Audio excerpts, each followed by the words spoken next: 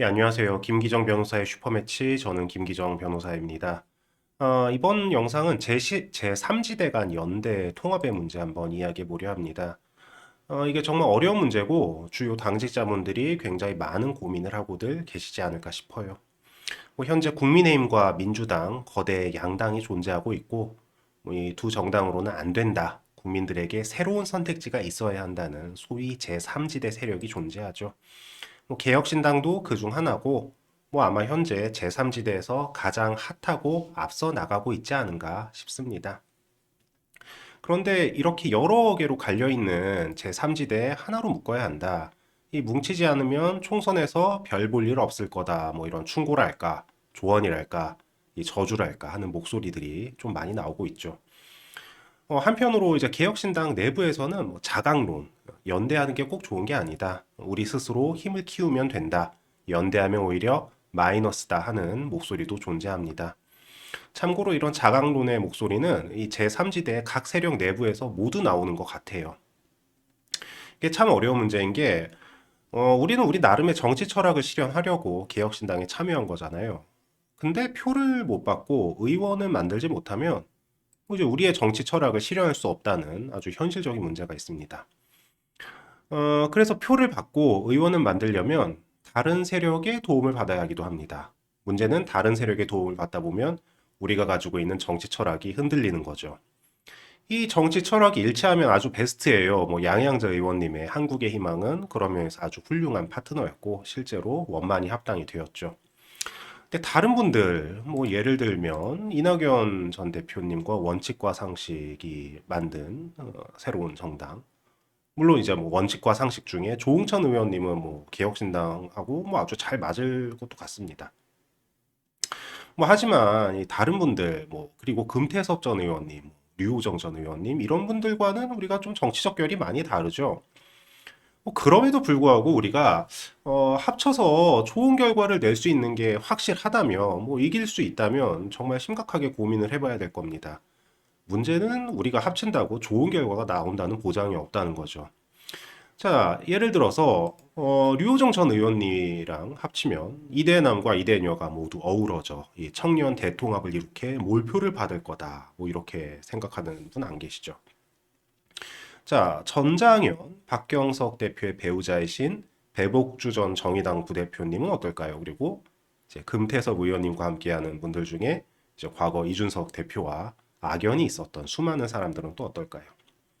이제 당장 지지자들부터가 누구랑 합치면 탈당한다, 지지 철회한다 이러고 있는 상황이고 딱히 그쪽 지지자들도 이준석 대표와 개혁신당과 손잡는 거 별로 안 좋아하는 것 같아요. 저는 지난 대선 때 윤석열 후보와 안철수 후보가 단일화했던 거 한번 돌이켜봤으면 좋겠어요. 이 보수 핵심 지지층들이 계속 하는 말이 이준석 때문에 크게 이길 거 간신히 이겼다 이러잖아요.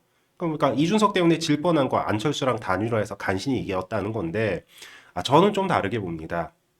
이제 대선 때 좀 여론조사에 비해서 윤석열, 이재명 표가 많이 나지 않은 건 맞아요. 근데 그게 이준석 때문이다. 저는 그보다 깜깜이 기간에 이 윤석열, 안철수 단일화를 하니까 이 윤석열 지지했던 분들 중에 안철수가 싫으신 분들이 떨어져 나간 게 아닌가. 그래서 오히려 단일화로 인한 효과가 마이너스가 된 게 아닌가. 이런 분석도 합니다.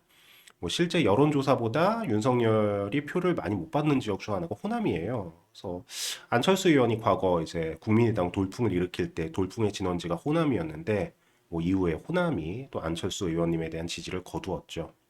그러다 보니까 윤석열 후보와 안철수 후보가 단일화하니까 안철수 싫어하는 분들이 도망가 버렸고 그래서 윤석열 후보와 이재명 후보의 격차가 줄어들어 버린 게 아니냐. 실제 이런 분석을 하는 전문가도 있는 걸로 압니다. 자, 정치에서는 1 플러스 1이 2가 되는 게 아니에요. 제3지대 간 연대 문제에서 최소한의 가이드라인 갖지 않으면은 오히려 마이너스 효과만 보는 상황이 올 수 있습니다. 자, 근데 그렇다고 해서 우리가 이낙연 대표님이든 금태섭 의원님이든 류호정 의원님이든 반목할 필요는 없습니다. 이게 이제 연대라는 게 꼭 합당만 있는 건 아니잖아요. 적절한 거리 유지하면서 사안에 따라 협력도 하고 경쟁도 하고 해야죠. 이 보수와 진보라는 정치의 양 날개가 건강하게 펼쳐져야 이제 우리나라가 발전하고 유지될 수 있습니다. 뭐 참고로 개혁신당은 대체로 건강한 보수를 추구하시는 분들이 많으실 테고 또 이낙연 대표님을 비롯한 분들 역시 이 민주 진보 진영이 건강하게 되기를 원하면서 건강한 목소리를 내려고 나오신 분들이에요. 최소한 우리는 서로 토론도 하고 타협도 하고 그런 관계 아니겠습니까? 자, 물론 정치는 생물이고 뭐 당장 내일 어떤 일이 벌어질지 모릅니다.